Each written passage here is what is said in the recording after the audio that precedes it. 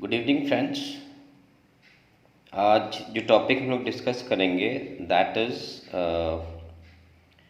Valuation of goodwill का topic रहेगा। लेकिन इसमें हम लोग जो कैलकुलेट या आज डिसाइड करेंगे that is how to calculate normal business profit. ठीक है, क्योंकि गुडविल जो वैल्यूएट होता है that is on the real profit that belongs to the business. क्योंकि आज आप मान लीजिए कोई बिजनेस खरीदने जा रहे हैं तो उस बिजनेस का एक्चुअल प्रॉफिट अर्निंग कैपेसिटी क्या है वो हमको जानना ज़रूरी है। क्योंकि हम लोग देखिए जो प्रॉफिट कितना एक बिजनेस अर्न कर रहा है that we find through the profit and loss account. और प्रॉफिट एंड लॉस अकाउंट में बहुत सारे आइटम ऐसे होते हैं जो कि बिजनेस से रिलेटेड नहीं होते हैं। ठीक है, they do not relate to the trade, तो उसको हम लोग कहते हैं नॉन ट्रेडिंग एक्सपेंसेस या नॉन ट्रेडिंग इनकम्स। ठीक है, तो नॉर्मल बिजनेस प्रॉफिट को जानने के लिए देखिए calculation of normal business profit, इसमें हम लोग क्या क्या एडजस्टमेंट करते हैं। तो उन एडजस्टमेंट्स को करने के बाद जो प्रॉफिट आता है उसे हम लोग कहते हैं एडजस्टेड प्रॉफिट। ठीक है, तो इसका रूल क्या है कि जो भी आपका प्रॉफिट है एज पर पीएल अकाउंट उसमें हम लोग नॉर्मल जो एबनॉर्मल जो लॉसेस है, एबनॉर्मल लॉस किसे कहते हैं, जो कि बिजनेस का सामान्य खर्चा नहीं है, जो आप एवरी ईयर खर्च नहीं करते हो। जैसे मान लीजिए आपके बिजनेस में चोरी हो गई या आग लगने से नुकसान हो गया। ठीक है, या कोई आपने बहुत ही मेजर रिपेयर कराया एसेट्स का। ठीक है, तो ये सब क्या है, ये सब आपके एबनॉर्मल एक्सपेंसेस है, एबनॉर्मल लॉसेस हैं। तो इसको आपने प्रॉफिट लॉस में दिखाया होगा जिससे आपका प्रॉफिट क्या होगा, घट गया होगा। तो ऐसे एक्सपेंसेस जो कि आपके बिजनेस से सामान्यतः नहीं रिलेटेड हैं, ताल्लुक नहीं रखते हैं, उन्हें हमें ऐड बैक करना पड़ता है। तो देखिए हम लोग एबनॉर्मल लॉसेस को ऐड कर देते हैं।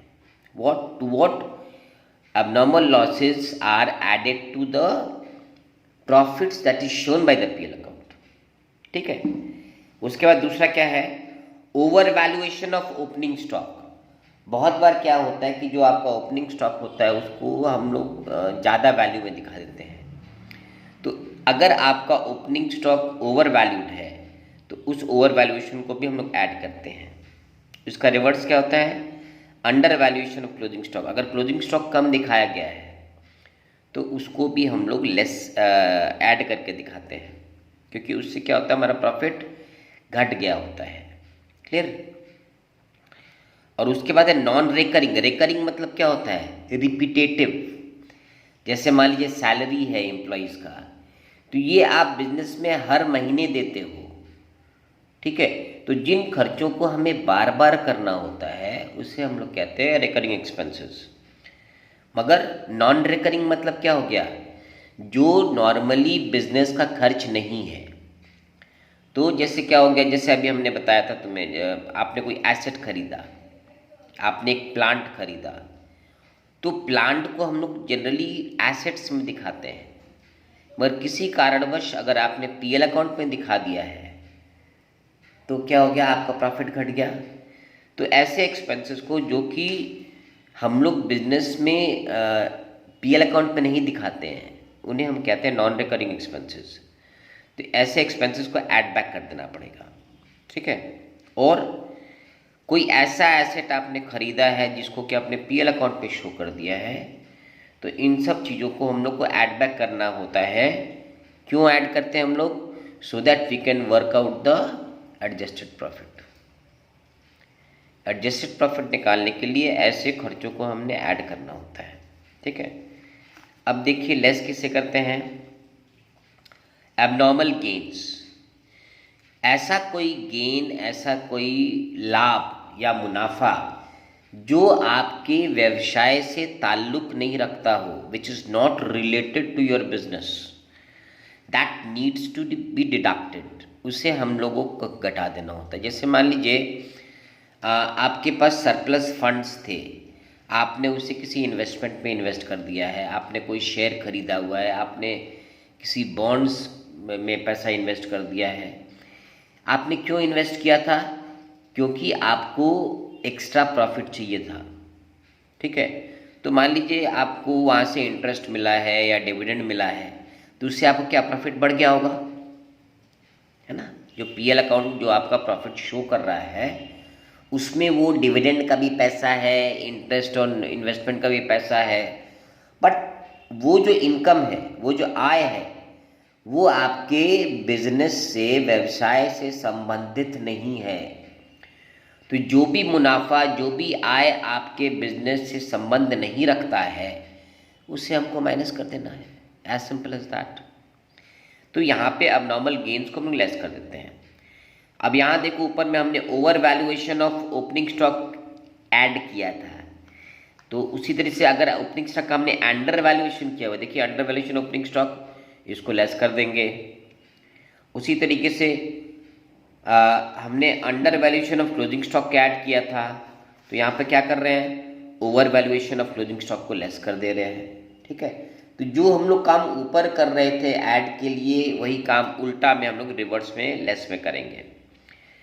अच्छा, फिर देखिए नॉन ट्रेडिंग इनकम, जो अभी हमने डिस्कस किया, ऐसा कोई इनकम, ऐसा कोई आय जो आपके व्यवसाय से संबंधित नहीं, उसे लेस कर देते हैं, ठीक है।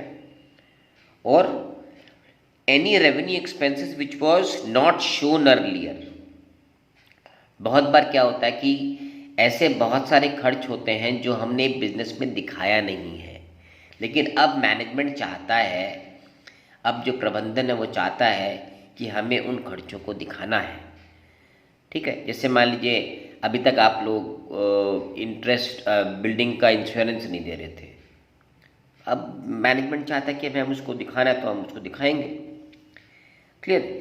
तो ये एडजस्टमेंट्स करने के बाद जो प्रॉफिट आएगा उसको हम लोग बोलते हैं एडजस्टेड प्रॉफिट, ठीक है। और सवाल में मेंशन कर दिया हुआ होगा कि भाई गुडविल जो है वो 2 साल का परचेज है या 3 साल का परचेज है, तो उसके मुताबिक हमको एवरेज प्रॉफिट निकालने के बाद हमें गुडविल निकालना पड़ेगा, ठीक है। तो एक एग्जाम्पल लेते हैं। एग्जाम्पल देखिए, Divya purchase Jyoti's business, profits for the last 3 year where, क्या है प्रॉफिट्स, 2020 का प्रॉफिट था 1 लाख रुपया, मगर क्या है ब्रैकेट में दिया हुआ है, including profit on sale of machine, ठीक है। तो ये देखिए, ये जो प्रॉफिट दिया हुआ है on sale of machine, this is a abnormal gain, है ना, क्योंकि आप मशीन को हर साल नहीं बेचते, 5 साल 7 साल में जब मशीन पुरानी होगी तब आप बेचते हो। तो उस पर जो हमें मुनाफा हो रहा है 12,500 का, ये हमारा अबनॉर्मल गेन हो गया। तो एबनॉर्मल गेन को हम लोग क्या करते हैं, लेस करते हैं, ठीक है। देखिए यहाँ पे लिखा हुआ था ना, दिखाया था, भी हमने डिस्कस किया था कि एबनॉर्मल गेन्स को हमने लेस करना होता है, ठीक है। एबनॉर्मल गेन्स को हम लेस कर देंगे। उसके बाद वाला ईयर का देखिए, 2021-22 में क्या बता रहा है, प्रॉफिट हमें हुआ है 1,25,000 रुपया, मगर इसमें क्या शामिल था, including loss of stock by fire 25,000, ये हो गया एबनॉर्मल लॉस। तो एबनॉर्मल लॉस को हम लोग क्या करते हैं, ऐड करते हैं, ठीक है। और तीसरे साल का है 1,12,500, excluding 12,500 insurance premium which needs to be paid.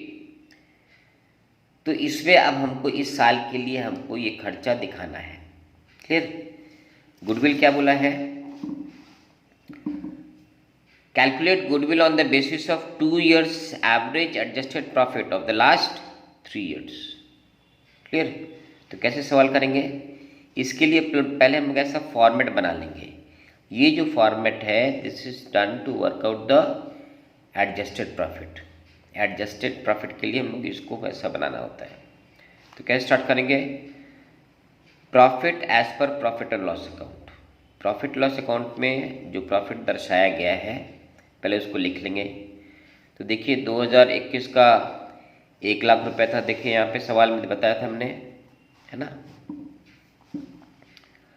ये देखिए 2021 का यहाँ दिया 1,00,000 रुपया, 2022 का है 1,25,000 और 2023 का है 1,12,500। उन्हीं फिगर्स को हमने यहाँ पुट कर लिया है, ठीक है।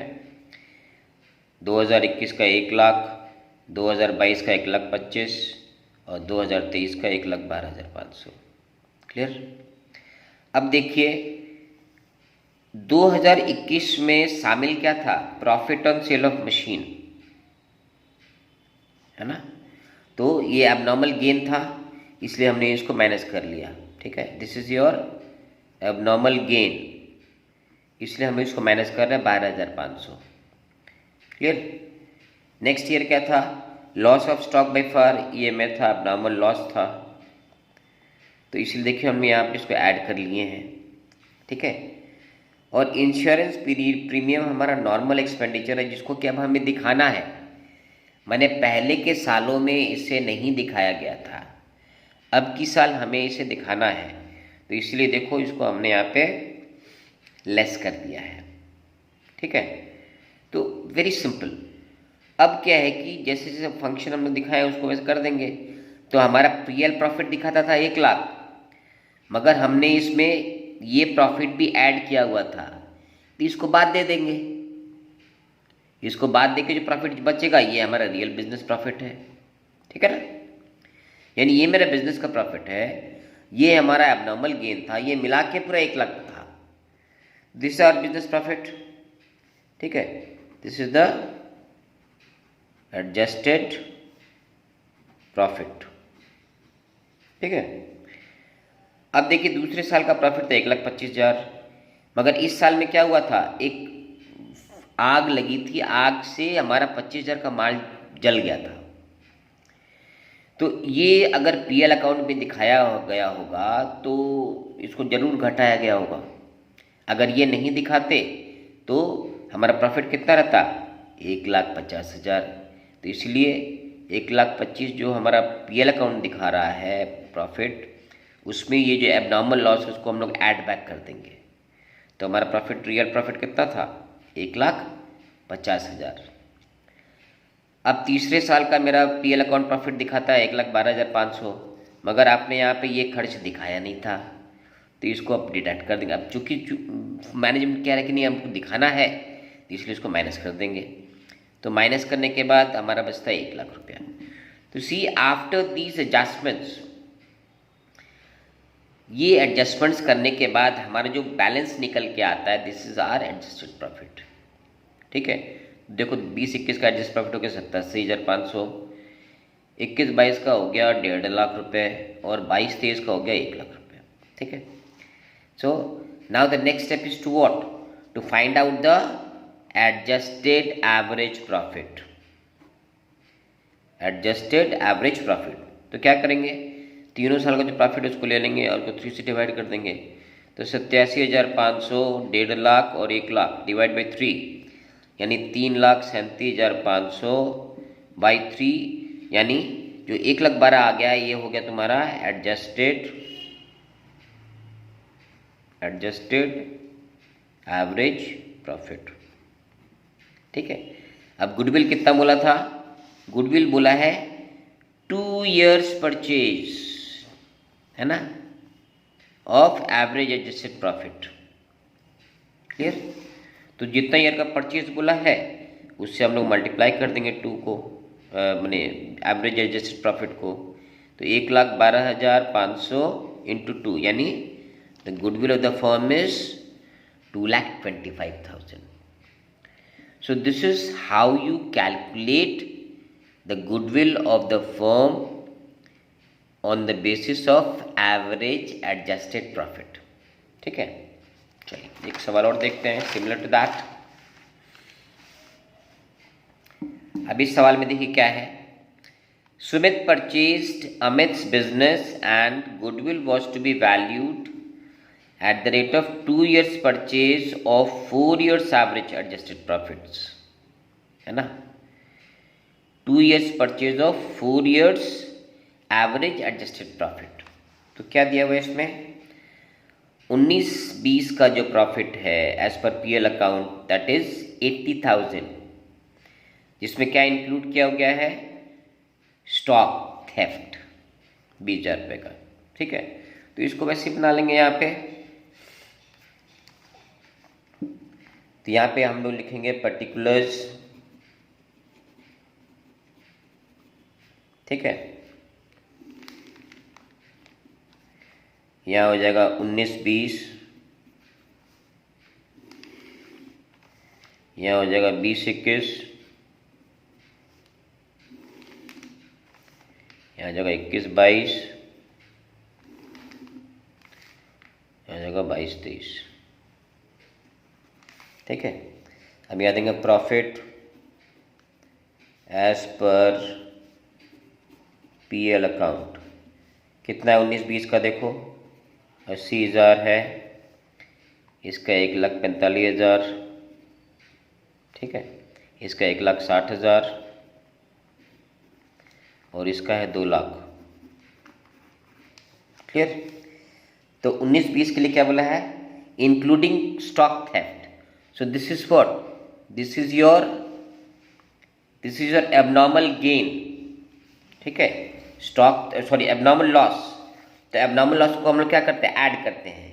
तो लिखेंगे add theft of stock because it is your abnormal loss. कितने रुपए का हुआ है, 20,000 रुपये का। 20,000 इसमें ऐड कर देंगे। दूसरे साल में क्या बोल रहा है, including profit on sale of fix assets, ये तुम्हारा हो गया एबनॉर्मल गेन, तो इसको लेस करेंगे। Profit on sale of fixed assets, कितना प्रॉफिट हुआ था, 25,000 रुपये का। इसको ब्रैकेट में डाल देंगे क्योंकि हमें माइनस करना है, ठीक है। और फिर क्या कह रहा है, 1,60,000 इंश्योरेंस है, 1,60,000 प्रॉफिट है, इसमें हमें इंश्योरेंस कितना पे करना है, 15,000। दिस इज नॉर्मल एक्सपेंसेस, तो इसको भी अपने लेस कर देंगे, लेस इंश्योरेंस प्रीमियम।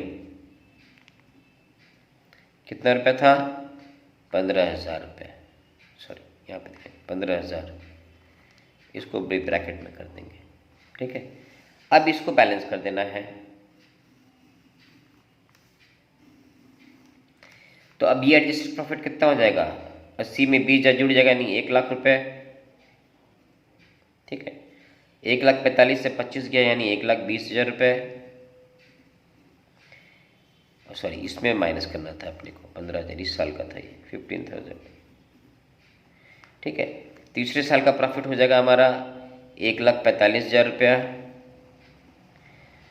और चूंकि लास्ट ईयर में कोई एडजस्टमेंट नहीं है इसलिए पूरा का पूरा एज इट इज उतर जाएगा, ठीक है, 2 लाख रुपया। तो ये हो गया हमारा average adjusted profit, adjusted profit, ठीक है। Now your next step is to find out the average adjusted profit. ये निकालेंगे इसमें average adjusted profit equal to, सबको जोड़ लेंगे, 1,00,000 प्लस 1,20,000 प्लस 1,45,000 प्लस 2 लाख, ठीक है। तो ये कितना हो जाएगा, इसको जोड़ेंगे तो 1,00,000, 1,20,000, 2,20,000, 3,20,000, 3,65,000 और 2 5,65,000, 5,65,000 डिवाइड बाई 4, ठीक है। तो इसको 4 से डिवाइड कर देंगे तो हमारा क्या होगा, एवरेज निकल आएगा। Okay, so what will be the average, 4 1 जो 4, 4 4 जो 16, 4 1 जो 4, ठीक है। और 4 2 8, 4 5 20, 1,41,250 एवरेज हो गया। गुडविल क्या बोला था? Goodwill is equal to 2 years purchase, यानी 1,41,250 इंटू 2, यानी मेरा गुडविल कितना हो गया?